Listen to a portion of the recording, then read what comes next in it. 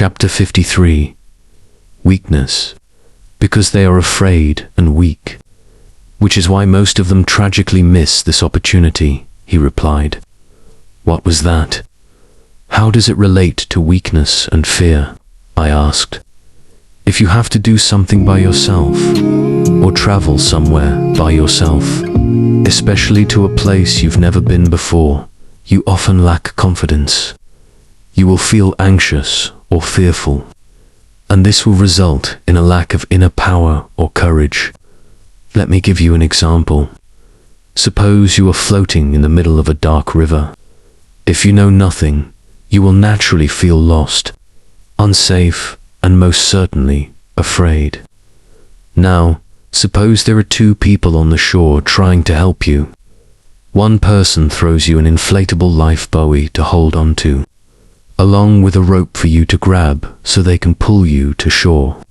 The other person shouts to you to try kicking your legs alternately to keep yourself afloat, then teaches you to use your arm and leg strength to try and swim ashore in the direction of their voice. Whose method of help do you think you would choose? I would definitely choose the life buoy and the rope, I replied. Exactly. This is the fundamental weakness inherent in all human beings. Because most people will choose to receive help from others rather than help themselves. He replied, but since it can get me to the shore the same way, and it's easier and faster, if I'm not a good swimmer, trying to learn to swim in that situation might be too late or more risky. Wouldn't it? I commented, and this is the basis of weakness. When someone is in a fearful situation and is seeking a way out of that fear, they will usually look for refuge and help first. In fact, every human being, even the Buddha himself, usually starts by seeking from the outside, because everyone is still in a state of weakness, fear, or ignorance, and the knowledge they don't know they need to know is that they can access that knowing by themselves. This is knowing who they are and how much potential they have, because this is the key that unlocks much more knowledge, which your Buddha discovered. Although this kind of knowing seems easy, the difficulty lies in the decision, he explained. What decision? I asked. The decision to choose to rely on one's own potential, because usually you will choose convenience by having someone pull you ashore. Therefore, you lack the potential that is inner power or self-knowing. If you reach the shore, you won't be able to climb up, because from now on, everyone must do it themselves. No one can help anyone else. Everyone must go up on their own. So, when you are floating near the shore, if you are used to relying on someone, and in the past you had no inner power at all, you have no swimming experience, you don't know how to adapt, you don't know how to use your own wisdom, especially if you don't have the courage to do it yourself.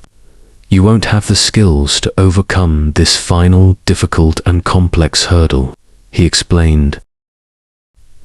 Why is that? I continued to ask. Because you are afraid, so you are powerless within yourself. Because all the so-called wise people often create fear and make others dependent on them forever. In the past, there were many people who had experienced this state of wisdom, but they told people that it was difficult, that only special people could do it, and that reaching that state required going through steps, training, and accumulating over many lifetimes. They would choose to tell only the knowledge, rather than the method to access the knowledge, because they had an important objective, the desire to make people see them as special, important, superior, or more skilled than ordinary people, so that others would have faith in them and have to rely on them, even though the truths or knowledge they conveyed might be true. What they concealed was the method that would enable because if this secret were revealed, people would immediately know that they were not special at all, because in reality, everyone has the right and the potential to access it equally. If anyone realized that it could be done by themselves, that anyone could do it, they would lose their importance, and no one would have faith in them anymore. So, they chose to tell only the knowledge they had obtained from that state, and some might have known only certain parts of it. They then wrote it down as textbooks or scriptures. This method also effectively catered to the weaknesses of most people, because most people naturally want ready-made knowledge. They want others to tell them what it is, stemming from the fear and weakness I already told you about. Lord, I'm curious. Why did the Buddha create his religion in the way you've described, such as compiling scriptures for people to memorize, and especially having monks for people to respect, prostrate to, and rely on? I asked. The things you see in the present day were not determined by the Buddha, nor were they his wishes. Everything happened later. The factors that led to these processes all stemmed from the basis of weakness and fear. Let me reveal another thing you need to know. The Buddha knew, well, that these events would occur after his passing, because he understood these fundamental mechanisms. He entrusted you all to correct these misunderstandings at this time. Lord Foch explained. Entrusted us. What do you mean?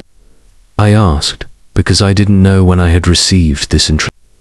The reason I brought you to know and see all these stories is to make you understand the roles and missions of you and your friends, to finally realize who you truly are and what you must do, he replied.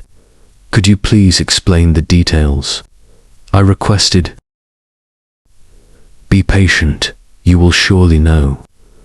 Let's just say, for now, that the scriptures that exist today were not written down by the Buddha himself, because at that time it was just conversations between him and people, with close associates and followers also listening. It was only after the Buddha's passing that the recording began, at the behest of the kings who respected and had faith in the Buddha, fearing that the various teachings the Buddha had spoken would be lost over time. In the early stages, only the core teachings, the various stories the Buddha had told, and the history of the Buddha's life were recorded. Those who recorded these were the Buddha's disciples, who were known as noble individuals or enlightened ones, and they all knew where the most important knowledge lay. But as hundreds of years passed, some Brahmins realized that people had more faith in the monks of Buddhism than in them. So, they infiltrated the Buddhist monastic order and blended Brahminical traditions into it. This also well catered to the needs of the general public, which was to address their fear and their need for reliance or their weakness. This led to the division of the teachings into numerous principles, creating a curriculum for rote learning, by taking the Buddha's words and distorting the meaning of attaining Buddhahood. They embellished the stories of the Buddha's life, making them elaborate and fantastical to portray the Buddha as a supernatural being with miraculous powers. Especially the final point was about the status of the monks, whom they made into representatives of the Buddha, bringing back customs similar to the Brahminical way of life, where Brahmins were representatives of the gods. Thus, meeting a monk required prostration. Criticism of monks was forbidden, and respect and faith had to be given, even if their behavior was inappropriate. The Buddha spent almost his entire life abolishing these rules because he knew well that everyone is a soul from the same original consciousness. Everyone is a sibling, and importantly, he knew that such methods were obstacles to attaining Buddhahood within oneself, or wisdom from one's own soul, because if people had faith in others or relied on external things, the opportunity to have faith in themselves and rely on themselves would be closed off. As more and more heretical Brahmins infiltrated the Buddhist monastic order, it was as if Buddhism had been reclaimed by the Brahmins by default.